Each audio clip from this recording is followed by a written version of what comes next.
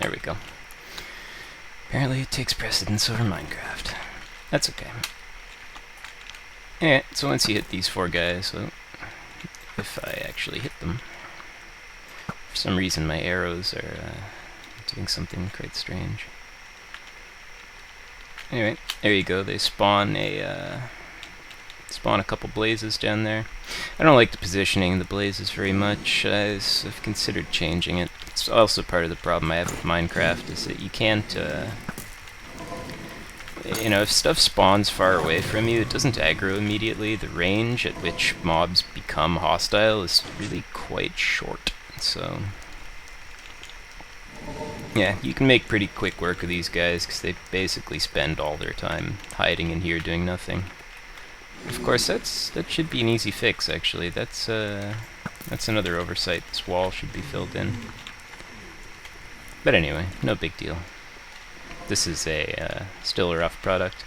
But anyway, the opening up the top opens up this door as well, lets you go through to the next section. Now, this tower I haven't really done anything with. I've considered putting something up here, and I probably will because it's, it exists. Why not do something with it? I'll probably remove this door as well. It's kind of superfluous. It looks kind of weird, just wooden door for no reason. I don't know.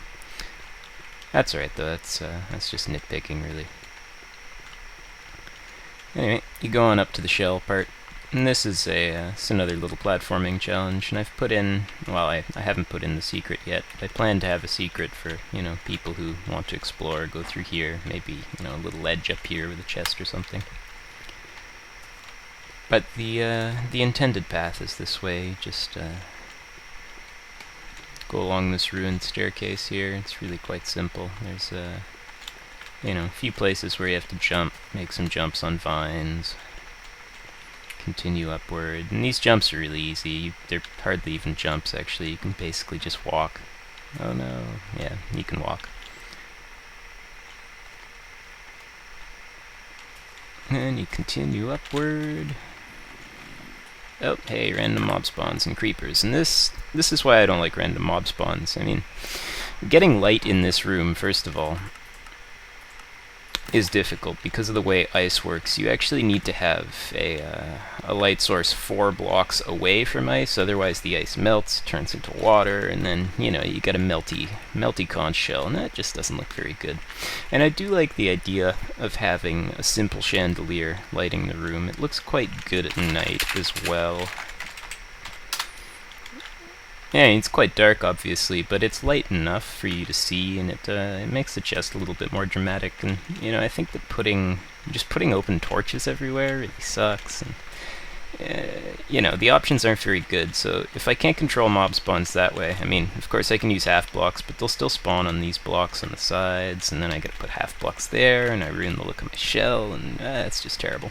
So I'd rather control mob spawns entirely. Just use dispensers exclusively and dispense of random mob spawns entirely. But anyway, in this chest there will be a helmet of aqua affinity and water breathing, and that'll help you defeat the next dungeon, because the next dungeon has well, it's an underwater dungeon. In order to actually get into the thing without drowning, you'll need a helmet of water breathing. You could probably get away just with regeneration potions and health potions, but helmet of water breathing makes it significantly easier.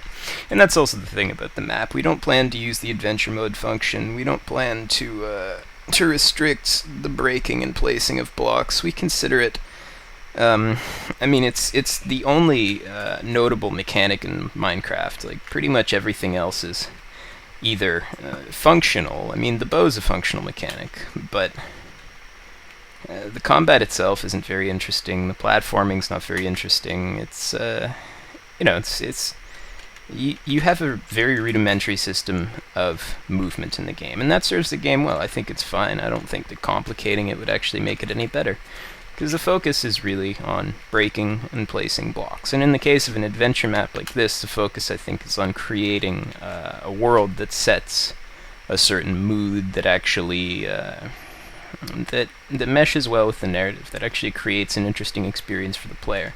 I don't think that the player is going to want to continue playing because, oh, these challenges are so rewarding, oh, look, they're so clever for having completed this puzzle. No, not necessarily. That's not what we want.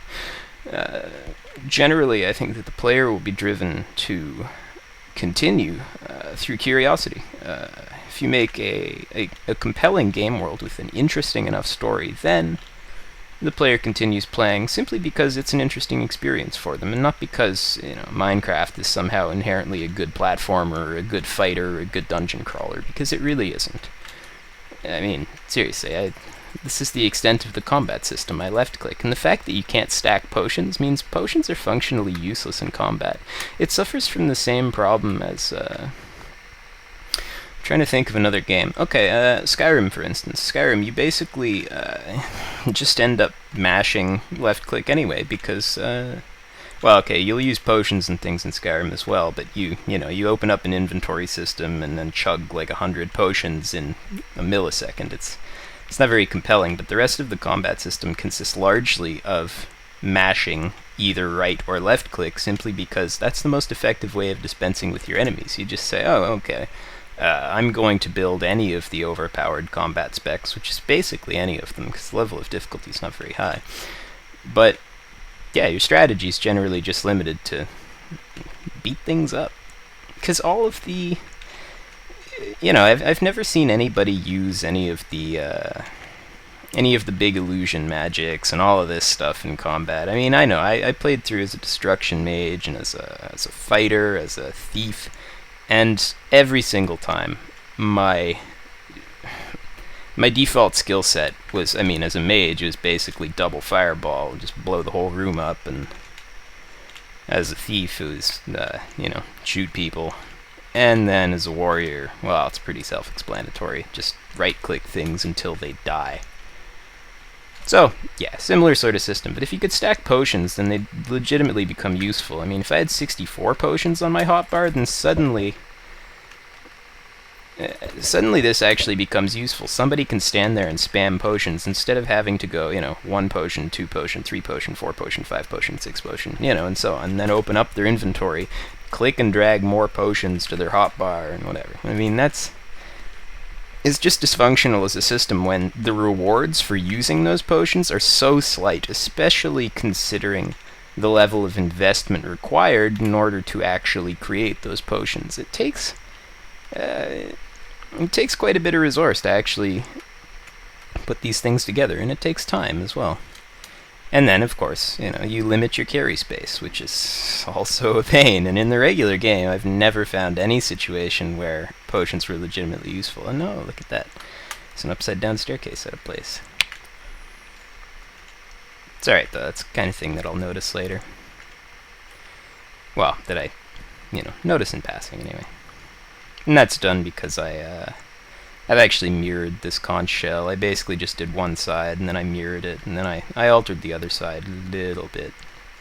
It's kind of cheating, but at the same time, whatever saves time is kind of useful. And it still looks good from here, so it doesn't bother me too much.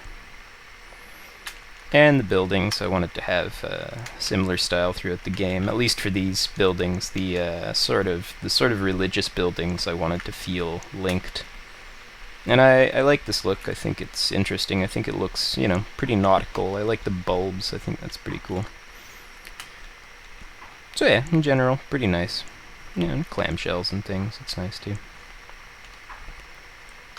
Anyway, so I'll go cut up the map here in MC Edit, and then I'll show you the redstone mechanisms. It's quite simple, but until you see it, you might not necessarily get it. So well, for you, I guess it's instant, but I'll be a moment anyway.